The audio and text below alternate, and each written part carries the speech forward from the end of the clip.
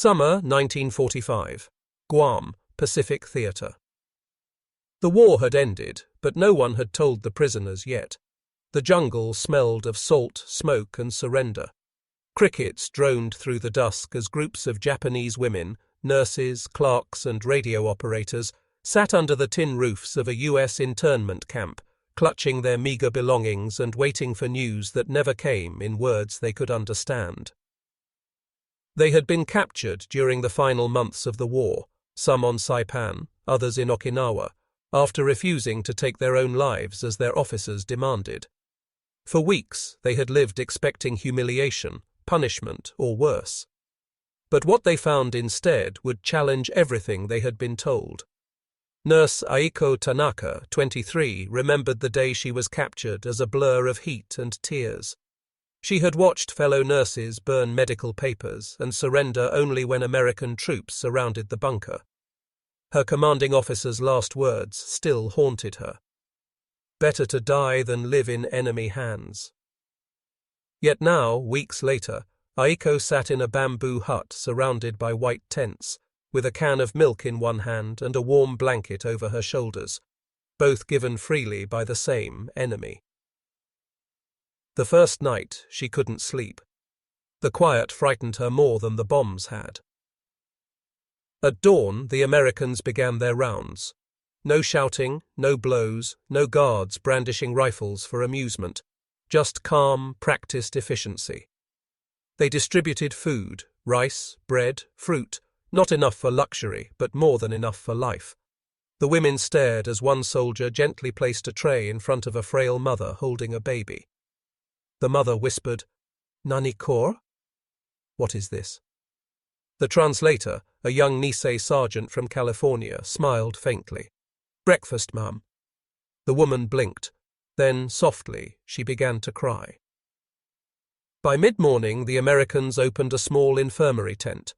Women with eyes. Infections, burns, or malnutrition were treated without question. When Aiko limped in, still wearing her tattered Red Cross armband, the medic, a freckled corporal from Illinois, simply said, "Let's fix you up, nurse." She didn't understand his words, but she understood his tone. As he cleaned her wounds, she flinched. He stopped immediately, lowering the antiseptic. "It's okay," he said slowly. "No one's going to hurt you." For the first time since the war began, Aiko believed it. Days passed. The camp ran on rhythm. Breakfast, cleaning, laundry, medical checks. The soldiers treated the women like patients, not prisoners.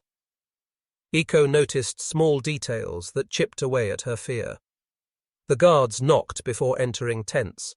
They allowed the women to write letters, even to families still in occupied Japan. At night, a generator powered a single radio that played Glenn Miller tunes instead of orders. When she asked why they were treated so kindly, the translator shrugged.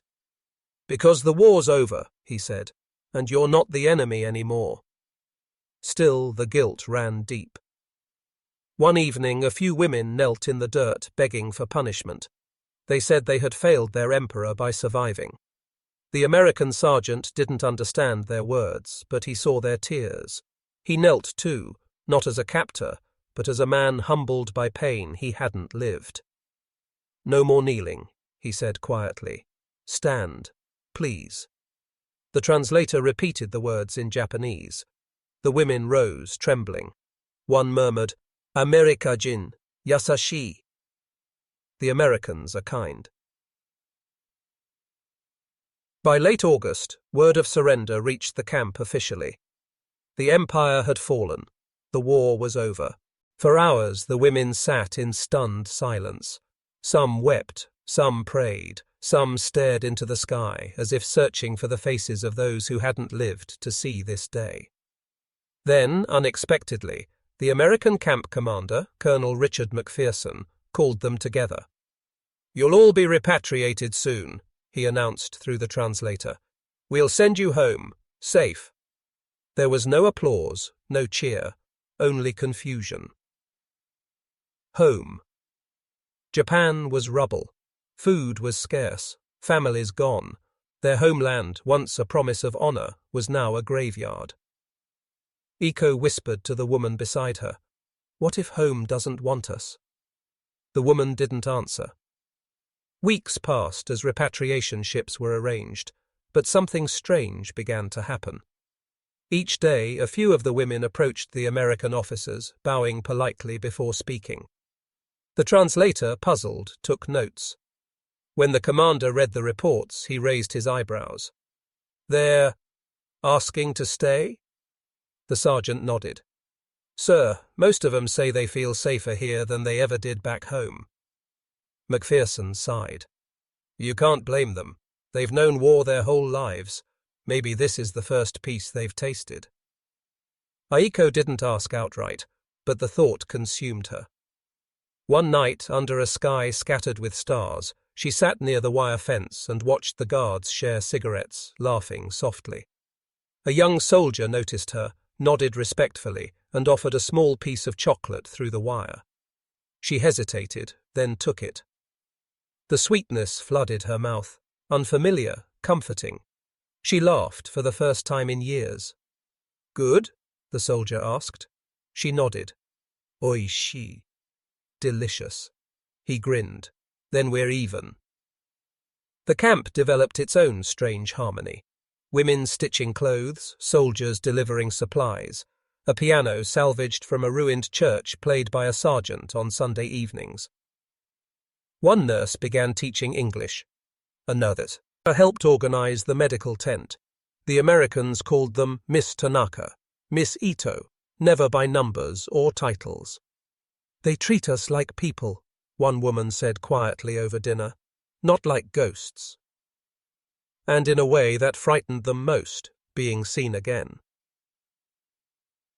When the first ship finally arrived in November, most women packed quietly, but a handful refused. They pleaded, through tears and translators, to remain. One said, "If I go home, I am a disgrace. Here I am alive." Another added, "My family buried me long ago. Please, let me stay buried in peace." Colonel McPherson listened, silent. Then he stood, hat in hand. "I wish I could keep you," he said, "but you deserve a life, not a camp." He ordered that each woman be given clean clothes, photos of the camp, and letters of recommendation for Red Cross aid in Japan. When the trucks rolled out, Aiko turned for one last look at the camp, the fences, the tents, the watchtowers. She thought of what her officers had promised her about honor and what these strangers had shown her about mercy. She whispered under her breath, "This is what paradise must feel like, when no one wants to hurt you anymore." Winter, 1945. Tokyo Bay, Japan.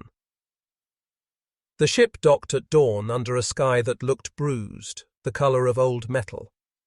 Snow fell in thin sheets across the ruins of a harbor that had once been proud, loud, and full of flags.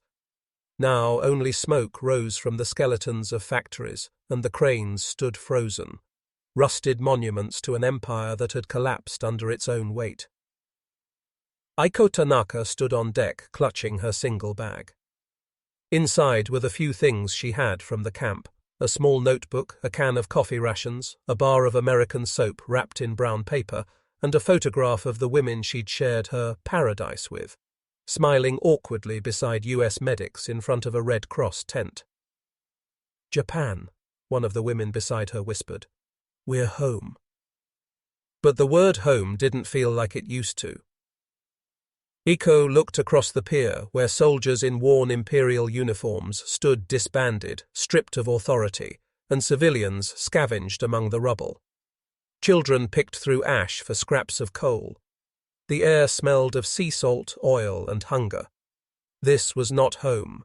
This was survival.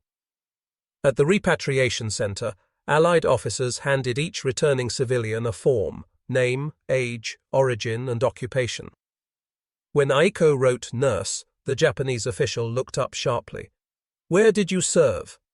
She hesitated. "Saipan." He frowned. "Then you were captured?" Aiko nodded. The man's expression hardened. "You should not have returned. Women who fall into enemy hands bring shame to the nation." The words hit harder than any slap. She lowered her eyes. I survived. Then hide it, he hissed. If anyone asks, say you were a volunteer, not a prisoner. He stamped her papers and turned away. Days later, Aiko found her family's neighborhood in Shinjuku, or what was left of it. Streets reduced to mounds of grey dust, the air still carrying the faint smell of burnt paper. Her childhood home was gone. Her younger brother Kenji appeared from a nearby shelter, thinner and older than she remembered. When she called his name, he stared at her in disbelief. Aiko? She smiled faintly. You remember me? He rushed forward, hugging her tightly, but his joy dimmed when she told him the truth. I was captured, she said quietly. They sent me to an American camp. Kenji's grip loosened. You were a prisoner? Yes. He looked away. You shouldn't say that. The neighbors. They'll think you were… He didn't finish the sentence. He didn't have to. She'd heard it before. In the days that followed, Aiko tried to rebuild a life that no longer wanted her. She found work cleaning at a local hospital, where other women avoided her when whispers spread that she'd been in enemy hands. The irony wasn't lost on her. The Americans had treated her with dignity, and her own people now treated her like a ghost. She stayed silent, swallowing her shame like medicine. But sometimes at night she'd take out the photograph from the camp and trace the faces with her fingers, the smiles, the light in their eyes. She could still hear the faint music of the soldiers' harmonica drifting through the tents, the laughter of people rediscovering how to be human. That camp had been her small, impossible heaven, and Japan, her homeland, now felt like the hell she'd escaped. One afternoon, while delivering supplies to the hospital storeroom, she overheard two American officers talking with a Japanese doctor. They were setting up a new post-war medical exchange program, hiring bilingual nurses for relief work. The younger officer said, "We need women who can handle patients with trauma, who've seen war but still got heart left." Without thinking, Aiko stepped forward. "I can." The men turned, startled. "You speak English?" the officer asked. She nodded. "A little. I worked with Americans before." "Where?" She hesitated, then said it anyway. "In a US camp." The doctor looked uneasy, but the officer smiled faintly. "Then you probably know more about mercy than half the doctors in this city." He handed her a form. "Report tomorrow morning. You're hired." The new clinic was run jointly by the American Red Cross and Japanese relief agencies. It served children, widows, and wounded veterans who had nowhere else to go. At first, people whispered when they saw Aiko wearing a nurse's band again, but she ignored them. She had work to do, cleaning wounds, distributing food, writing medical notes in 2 languages. The Americans called her Miss Tanaka. The children called her Sensei. For the first time since leaving the camp, she slept without dreams. Weeks passed. One afternoon, a convoy arrived from the Pacific, American medics delivering surplus supplies. As Aiko helped unload the crates, a familiar voice called out from behind her. "Need a hand, ma'am?" She froze, turned. There, in the same faded uniform, stood Sergeant John Reeves, one of the medics from Guam. His hair was shorter, his smile exactly the same. "John?" she whispered. He blinked in recognition. "Aiko Tanaka, you made it home." She nodded, tears threatening to break. "Yes. You remember?" "How could I forget?" he said softly. "You were the nurse who refused to sit still even when we told you to rest." They both laughed, awkwardly, shyly, like 2 survivors learning to speak peace again.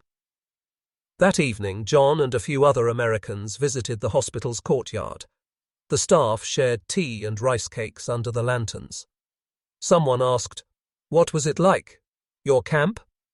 Aiko thought for a long moment before answering. "At first I thought it was prison. Then I realized it was the first place where I was treated like a person. We called it Tengoku. John tilted his head. What's that mean? She smiled. Paradise. The table fell silent. Even the wind seemed to pause. Then John said quietly, Maybe paradise is just a place where people stop hurting each other. The next morning, Aiko found a small package on her desk, a bar of chocolate wrapped in a note. For the nurse who taught us we could be decent again. J.R. She kept it for years without opening it. As time passed, the clinic grew. Aiko became head nurse, training other women, many of them former comfort workers who had hidden their shame for years. She told them what no one had told her. You are not what they did to you. You are what you choose to do next. And slowly the room that once smelled of antiseptic began to smell like something new: soap, tea, and fresh paper. Hope. By 1952, Japan had regained its sovereignty. American forces began to leave. The clinic's last shipment arrived with a letter from the U.S. Army Medical Corps, thanking Aiko and her staff for their service. At the bottom, a single handwritten line stood out. The women of Camp Guam will never be forgotten. You showed us what rebuilding really looks like. Aiko folded the letter and placed it beside the chocolate bar. That night, as she stood by the hospital window watching the lanterns sway in the breeze, she whispered the same words she had spoken years ago in the camp. This is what paradise must feel like, when no one wants to hurt you anymore. Spring 1970. Hiroshima. Prefecture, Japan. The city that once glowed like a second sun was now full of cherry blossoms. Pink petals drifted over tram lines and schoolyards, covering scars that only history books still spoke of. Inside a modest hospital built near the new Peace Park, Aiko Tanaka, now 48, moved slowly through the wards. Her uniform was simple white linen. A silver badge on her chest read, Chief Nurse, Red Cross International Unit. Her hands had grown thin with age, but her touch still carried warmth. Children called her Aiko-sensei with affection, unaware that their gentle nurse had once been a prisoner of war. She never told them. She believed healing should begin without the burden of pity. The hospital was her life's work, a collaboration between the Japanese Red Cross and the U.S. Army Medical Corps. And on its walls hung a photograph that puzzled visitors: Japanese nurses and American soldiers standing side by side in a tropical camp, smiling awkwardly under the Pacific sun. Beneath it, a small plaque read, Paradise Camp, Guam, 1945, where war ended not with chains, but with compassion. That year, Aiko received a letter bearing the seal of the United Nations Medical Relief Council. It was short and formal, but one sentence made her sit down to steady her hands. We are honored to invite you as keynote speaker at the Tokyo Peace Medicine Conference. Your record during and after World War II stands as a model of humanitarian reconciliation. She smiled faintly. The war was long over, but the ghosts still watched. This, she thought, was not about her. It was about those who had never found words for what mercy looked like when given by an enemy. Tokyo, July 1970. The conference hall gleamed like glass and optimism. Delegates from 40 nations filled the seats: doctors, diplomats, soldiers. Behind the podium hung a large banner, Healing Beyond Borders, the Ethics of Compassion in Wartime. When Aiko stepped onto the stage, her white uniform stark against the dark wood, the room quieted instantly. Her voice, soft but unwavering, carried across the microphones. I was once a prisoner, she began. I expected cruelty, punishment, and shame. Instead, I was given food, medicine, and, most important, privacy. She paused, watching the faces in the crowd. There is no word in my language for the mercy of distance, when someone chooses not to hurt you, not to ask questions, not to take from you what the world already has. In 1945, American soldiers gave me that mercy. They called me Miss Tanaka. They never called me prisoner or enemy. And because they did, I learned how to live again. The hall stayed utterly still. She continued. People ask me what paradise looked like. I tell them it was a camp surrounded by barbed wire, where no one crossed without permission. It was a place where silence was kindness. It was a place where men remembered what it meant to be human. When she finished, no one clapped immediately. Instead, there was a long, aching silence, the kind that comes when words finally reach the part of the heart that still needs to heal. Then, one by one, the audience rose in a standing ovation. After the conference, a young American officer approached her, tall, polite, carrying a folder of notes. "Ma'am," he said, "my name's Lieutenant Robert Reeves. My grandfather served as a medic on Guam. His name was John Reeves. He used to tell me stories about Japanese nurses who changed the way he saw war." Aiko blinked, stunned. "John Reeves?" He nodded. "Yes, ma'am. He passed away before I was born, but he wrote about you. Said there was a nurse who taught him that compassion could be stronger than orders." Aiko smiled, her eyes glistening. "He gave me chocolate," she whispered. Robert Seart huckled. "He gave it to everyone. Said it was proof that sweetness survives war." He handed her a small envelope. "My grandmother asked me to deliver this to you." Inside was a faded photograph of a young soldier and a Japanese nurse standing beside a Red Cross tent, her and him. On the back, written in careful cursive, "To the nurse who taught me to be decent again, J.R." Aiko held it to her chest, tears tracing her cheeks. That night she stood outside her hotel balcony overlooking the lights of Tokyo. The city buzzed with life, new towers, new people, a new world. She thought about the war, the shame, the compassion, and how mercy, once planted, had grown like a hidden seed through every act of kindness that came after.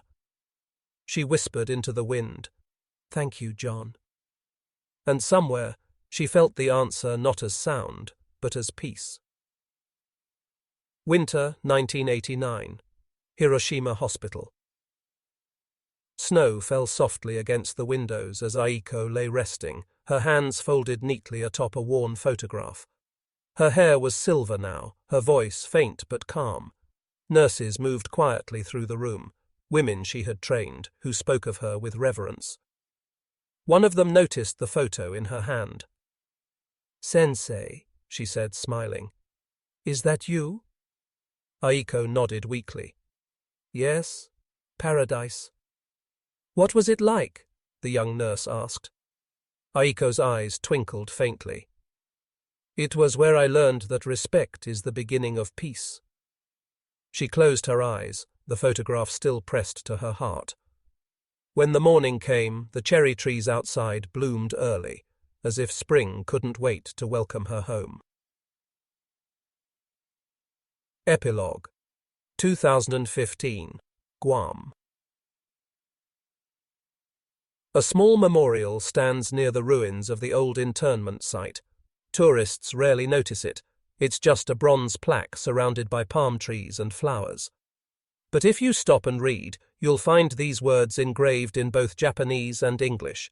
To the women who survived captivity with grace, and to the soldiers who remembered mercy. This place once held prisoners, but it also held paradise. Beneath the plaque, a weathered chocolate wrapper rests. Place set it is there by a visitor who came from Japan. And when the island wind blows, it rustles through the palms like the faint laughter of those who finally understood that peace isn't a treaty. It's a choice,